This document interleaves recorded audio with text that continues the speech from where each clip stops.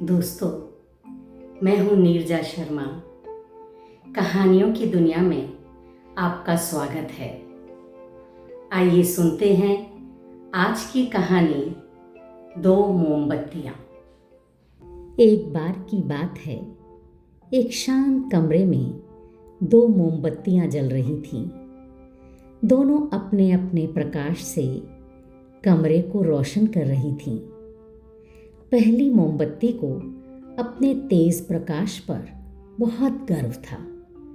उसने दूसरी मोमबत्ती से कहा, मैं अपनी लौ किसी और को नहीं दूंगी। अगर मैंने ऐसा किया तो मेरा प्रकाश तो कम हो जाएगा। दूसरी मोमबत्ती मुस्कुराई और बोली, बहन, प्रकाश बांटने से कभी कम नहीं होता। इससे तो अंधेरा और कम हो जाता है। पहली मोमबत्ती उसकी बात सुनकर चुप रही। उसे उसकी बात पर विश्वास नहीं हुआ। कुछ ही देर बाद एक आदमी उस कमरे में आया।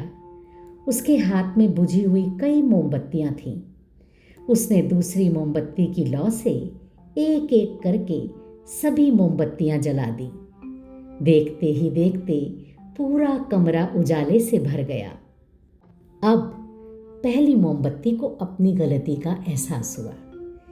उसने विनम्रता से कहा, आज मुझे समझ में आ गया कि ज्ञान, प्रेम और प्रकाश बांटने से कभी कम नहीं होते, बल्कि और बढ़ जाते हैं। दूसरी मोमबत्ती मुस्कुराई और बोली, सच्ची रोशनी वही है जो दूसरों के जीवन में भी उजाला भर दे।